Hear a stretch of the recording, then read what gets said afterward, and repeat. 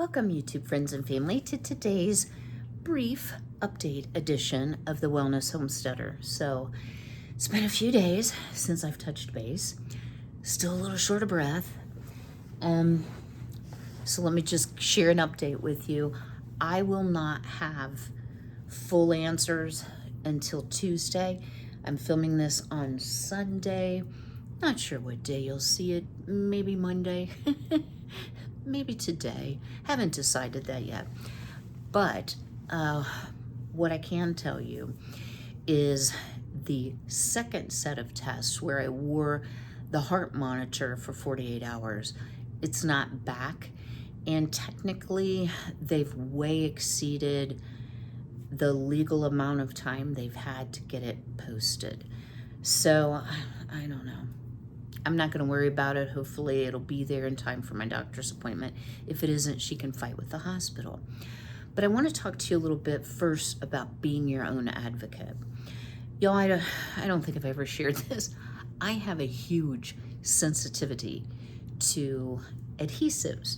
I am not latex allergic. It's just certain adhesives absolutely eat me up. And I've had the problem when I had my neck surgery, when I had my back surgery. So they had to get kind of creative and put down some colloidal dressing, which is, how do I explain it? It's a dressing that can stay on for a long time and kind of sticks based on your body heat, not so much stick them, and then tape to the colloidal dressings. Anyway, the electrodes are only about this big. So, maybe a little over an inch square. However, for every single one of the electrodes, they put a piece of tape that was 2 inches wide and maybe, 3 inches or so long to ensure that the electrodes stayed on. Now, I knew, and they used silk tape. I knew at the time they did that, that was not going to come out good. I did not want to be one of those patients. I thought, well, it's only a couple days. Maybe it won't be too bad. Y'all, I have had, even just leaving on from a blood draw for like an hour, I've had reactions. So by that evening, I knew I was in trouble because I will actually blister. So I don't know if it's an allergy, an intolerance, call it what you like. So, then you start the little, gotta itch around it. And I wasn't, of course, wearing a necklace or anything. So I had 5 of those. And one here, one over here, one in the middle, and then 2 over here. And so I'm going to do this without showing too much. But as you can see here, and that's all I'm going to show you, because trust me, you'd run screaming, my eyes, if I'd show you anymore. The blisters then popped under the tape, and that's why it's scabbed. And as well as at the edges of the adhesive, so the lines here where I would try to scratched open the blister marks. It's way better. It's been a few days. I can put Neosporin ointment on it or, whatsoever. But the reason I'm telling you this, y'all, I should have said, hold the phone. There's no way my skin is going to tolerate that, number 1. Number 2, once I had blistered, if I hadn't done it initially thinking, okay, well, maybe this tape is like some super top secret special tape, I should have gone back in and I didn't. Whose fault is that? That is mine and mine alone. So, all that to say, they still don't have the results in. And they are past the legally required 3 p.m. the day after you've had your test. And so, I don't know. I just hope that they didn't lose the results because I'm not going through it again.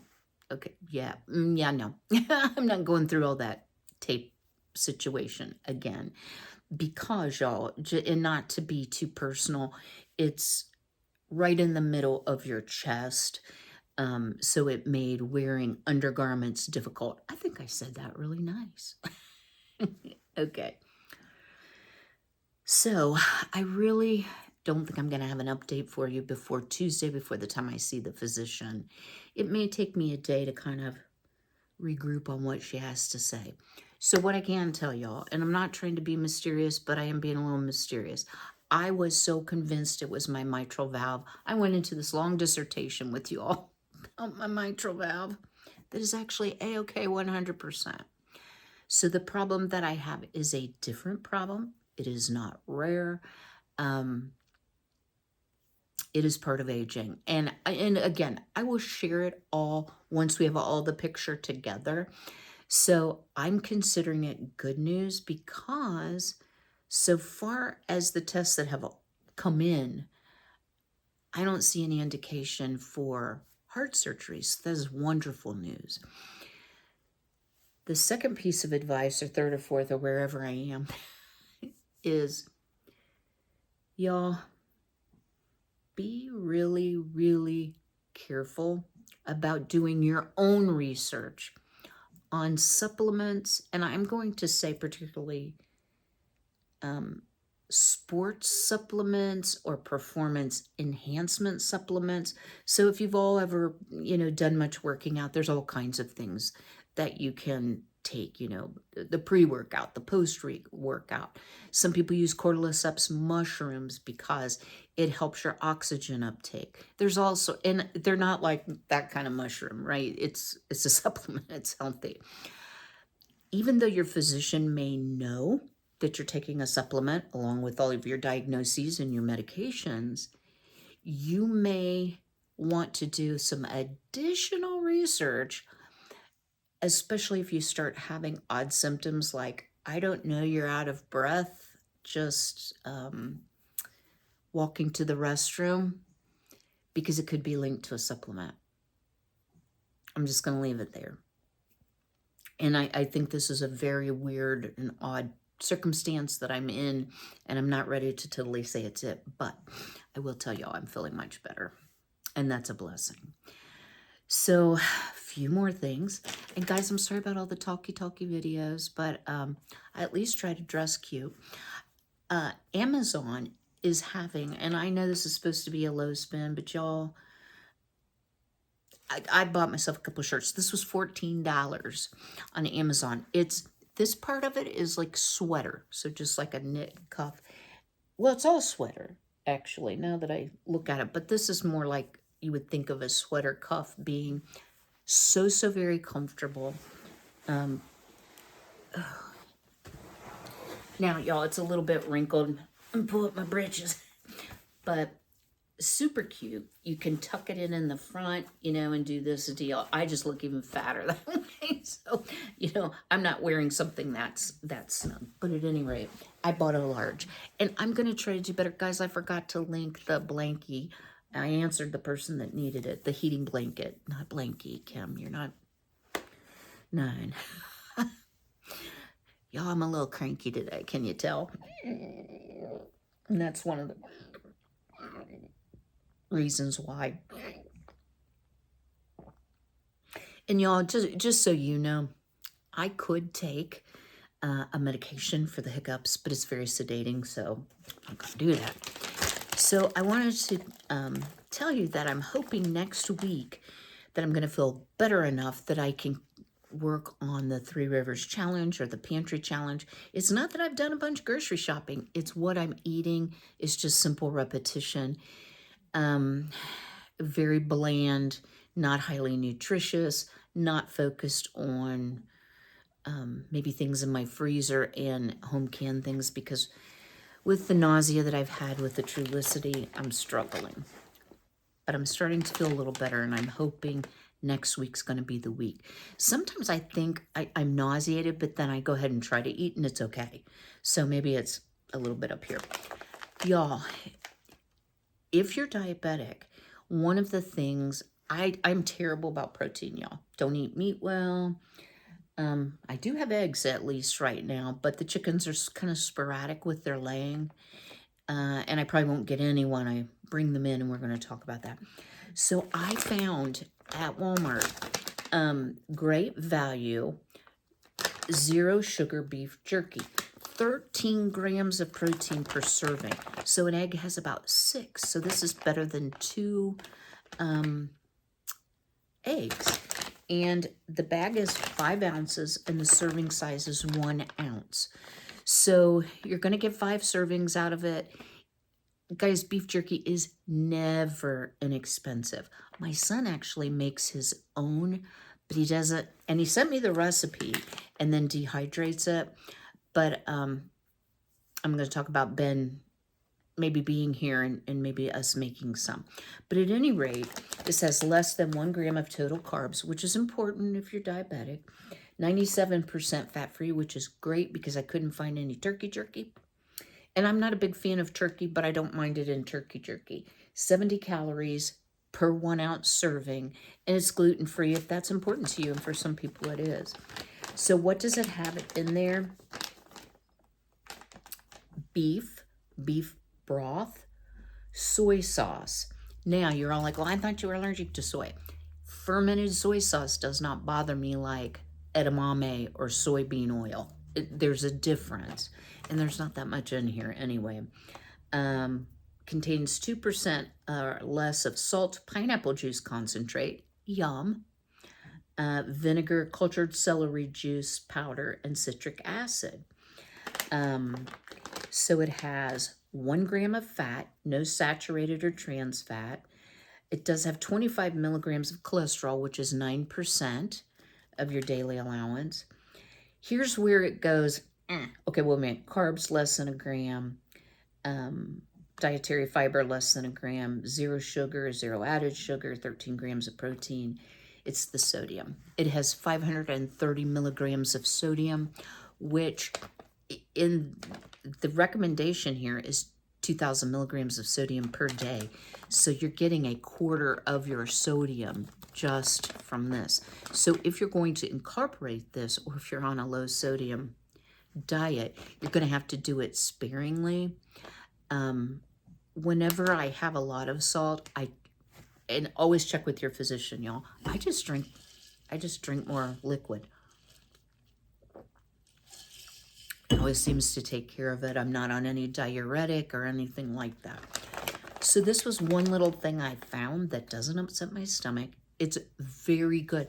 You know, I'm shocked that it doesn't say that it has pepper in it, but maybe that's the celery, because concentrated celery can sometimes taste like pepper, but it's very, very good.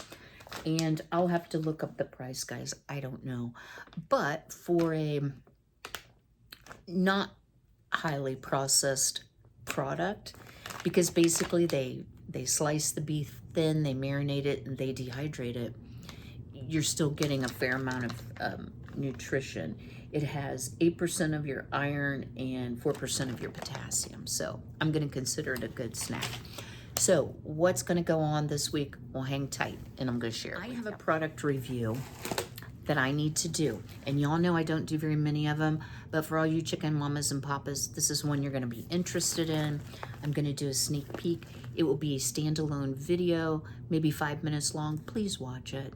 Y'all, they were gracious enough to send me this, and I think when you find out why I'm a big believer in this, you might be too if you have chickens to feed. Now, if you don't have chickens, there might be some cute chicken pictures in here. So anyway, stay tuned for the Grub Terra review.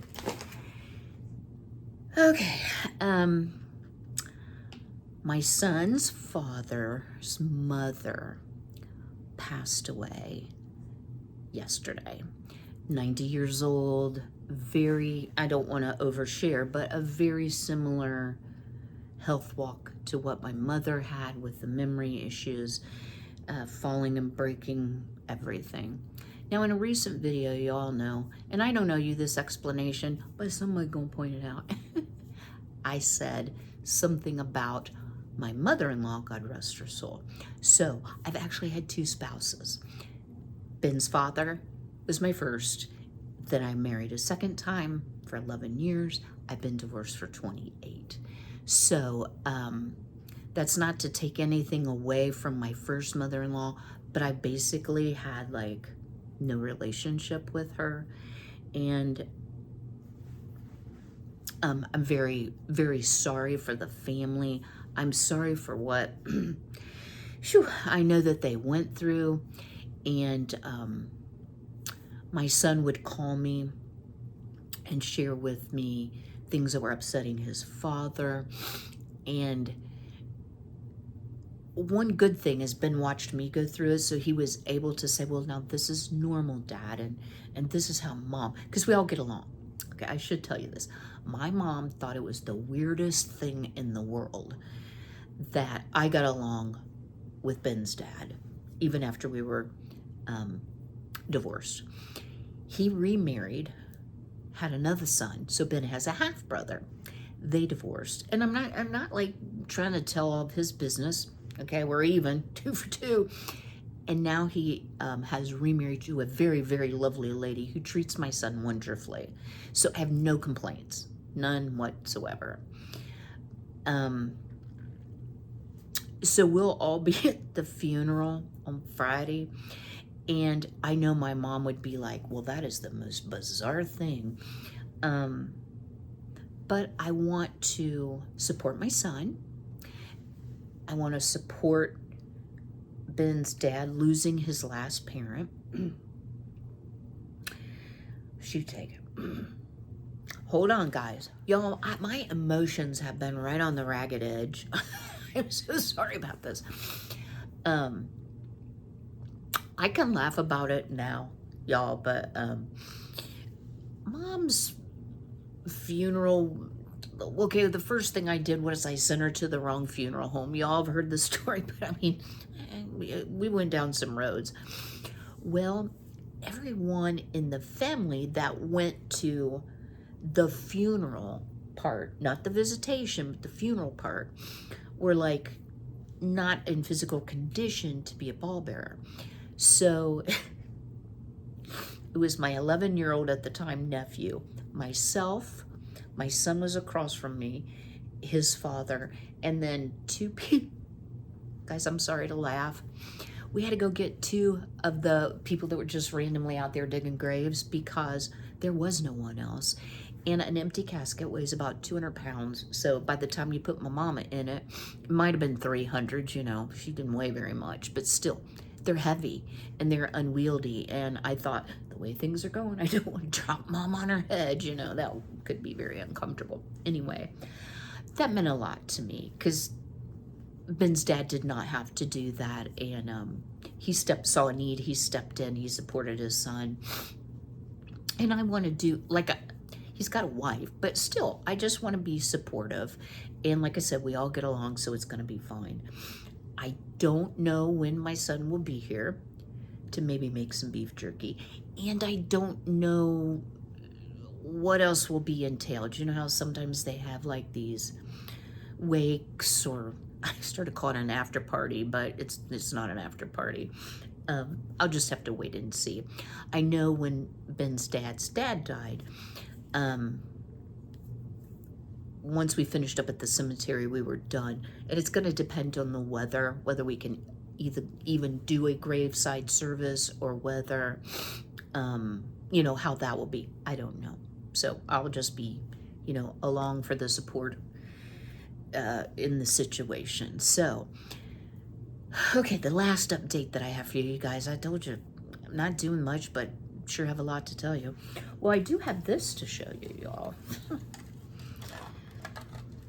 Is this like the cutest ski lodge? See the little cabinet with the first aid kit and the furniture, a little flag, a little hard hat.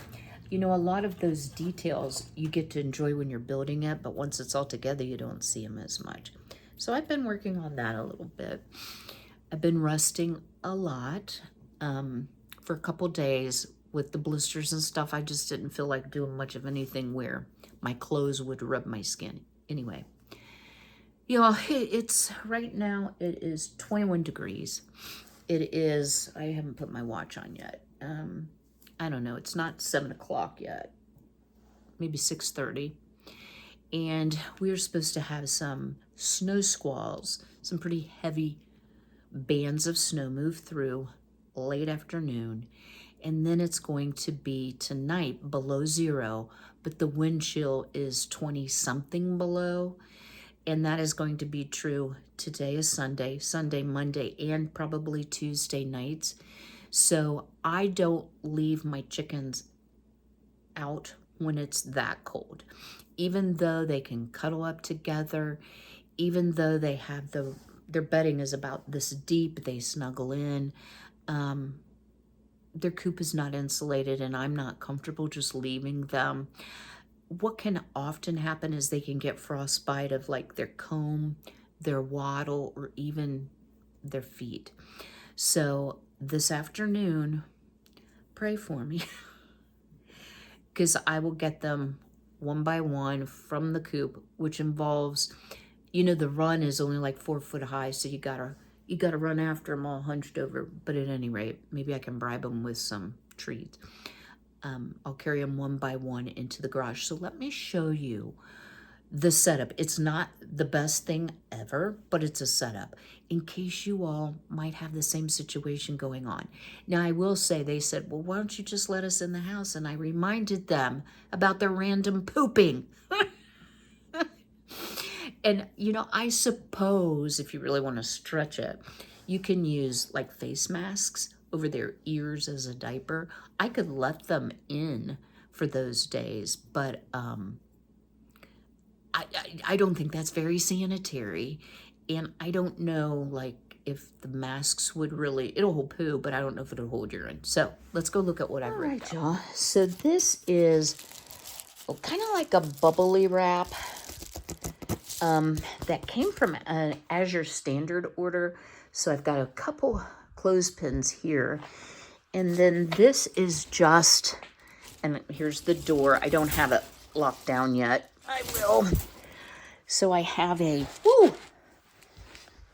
horse mat. I have a straw. I have straw here that they can roost on.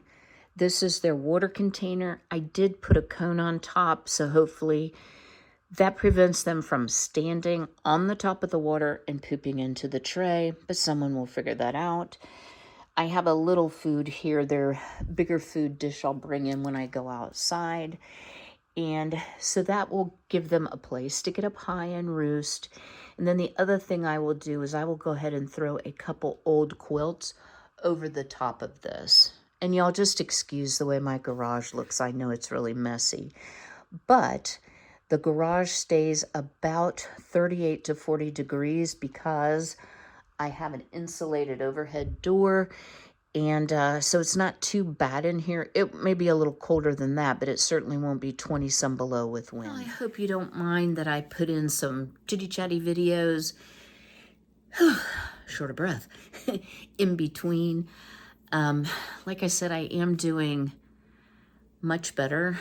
And guys, the reason that I came on and finally told you what was going on, because literally, y'all, when I walked from the couch through this little entryway right there into the restroom, I was completely 100% wholesale out of breath, had to sit down and rest. Thankfully, there's a toilet in there.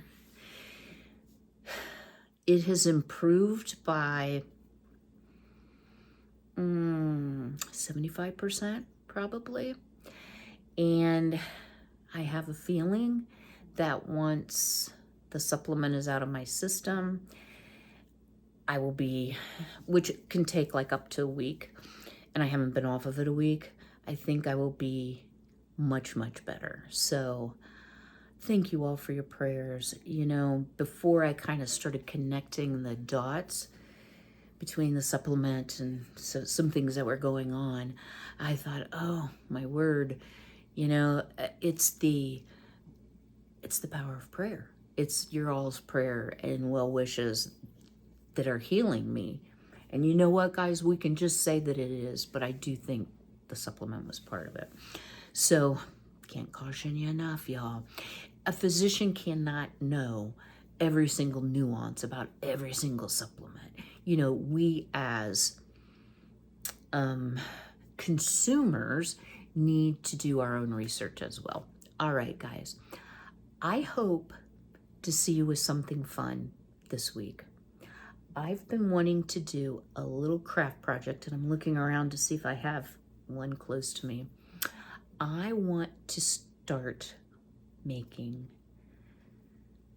some craft items for sale. And I know we've talked about being frugal, etc., etc.